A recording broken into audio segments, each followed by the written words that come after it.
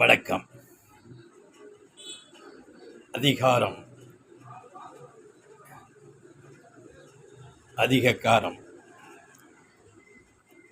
ரெண்டுக்குமே எரிச்சலை உண்டாக்கும்.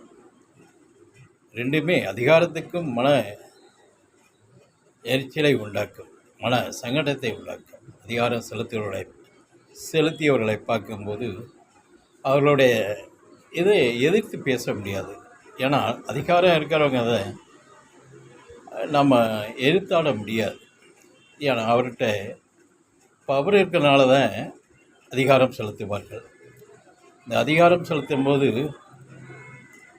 அந்த அதிகார தோரணிகள் இருக்கும்போது பிறர் பாதிக்கப்படுவார்கள், சங்கடப்படுவார்கள்.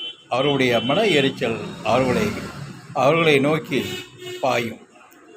அதே போல் இந்த அதிக காரம் சாப்பிடும்போது கண்டிப்பாக வடு ஏற்படும், புண் ஏற்படும், கேன்சர் வரலாம், ரணம் வரலாம்.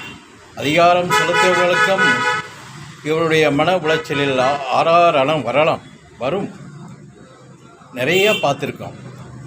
அதனால் இந்த காரமும் அதிகாரமும் பார்த்து நிதானமாக கையாண்டால் இந்த ரணம் என்னும் நோய் அதிகமாக தாக்காது. அது உனக்கு கீழே உள்ளவர்கள் மேலே அதிகாரம் செலுத்தி அவர்களை துன்புறுத்தும் போது அவரை யார்கிட்டையும் சொல்ல மாட்டாங்க. இறை பிரபஞ்சத்தை நோக்கி தான் இப்படி செய்கிறானன்னு ஒரு மன உந்தலோடு பிரார்த்திப்பாங்க.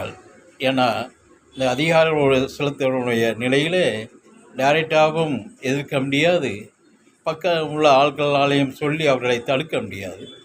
இறைவனைத்தான் நாடுவாங்க, பிரபஞ்சத்தை நாடுவாங்க. அது அப்படி நாடும்போது நிச்சயமாக அவர்களை அந்த அதிகார நிலையில் உள்ளவர்களை தாக்கும். அது உண்மை. அது மறைக்க முடியாத உண்மை. அது இப்போதைக்கு செலுத்தலாம், ஆனால் நிச்சயமாக இந்த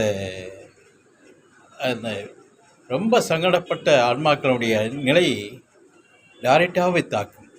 அதே மாதிரி காரமும் தாக்கும். அதிக காரம் சாப்பிடும்போது உடம்பு வயிறு எல்லாம் புண்ணாகி சில சமயம் ரணம், அதுதான் கேன்சர், அது கூட வர வாய்ப்பு இருக்குது. அதனால்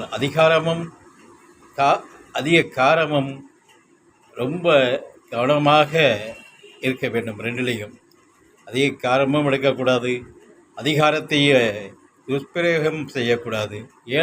மற்ற நம்ம கீழே உள்ள நபர்கள் பாதிக்கக்கூடாது. பார்த்து இருக்க வேண்டும்.